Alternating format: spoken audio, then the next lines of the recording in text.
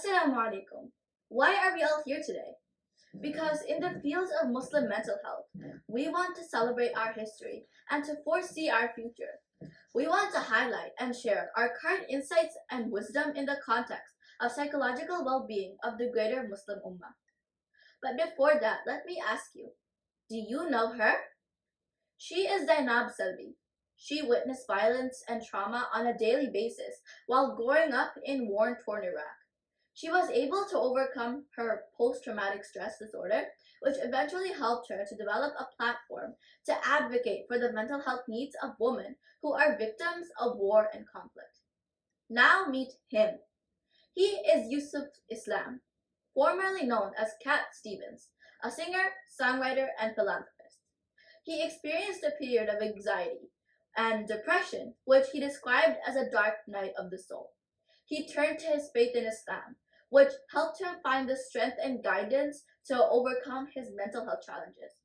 Then he used his music as a tool for promoting emotional well-being and mental health awareness. There are many stories like these which are dominating display of how mental health challenges can impact someone in the Muslim community and how seeking support can lead to healing and recovery by breaking down the stigma towards creating a more compassionate world.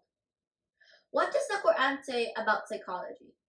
Allah says in verse 53 of Surah Yusuf, Inna nafsa lammaratum bisui, which means, inner self instructs people to do evil. 1400 years after the Quran said this, German philosopher Immanuel Kant has identified this inner self as emotional state of rational intellect of someone. While today, often we don't give importance to mental illness, you will be amazed to know that 1,000 years ago, many prominent psychologists of the Islamic Golden Age have approached this ilm al-nafs, or science of mind.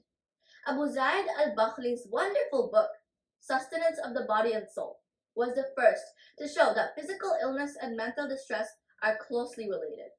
He says, if the body gets sick, the nafs loosens much of its cognitive and comprehensive ability and fails to enjoy the desirable aspects of life. Similarly, if the nafs gets sick, the body may also find no joy in life and may eventually develop a physical illness. Thus, Muslim scholars have clearly stated the mutual concern of physical and mental health. So, let us take a moment to acknowledge and celebrate the history of Muslim mental health. The field of Muslim mental health has a rich and vibrant history that spans centuries.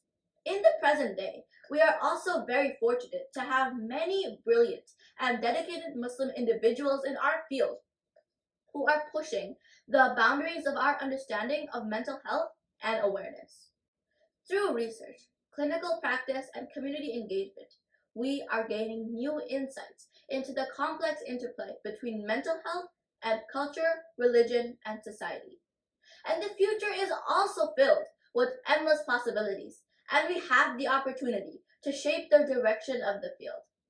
I would like to wrap up my remark by saying that through our collective efforts, we can create a more informed, inclusive, and impactful field of Muslim mental health.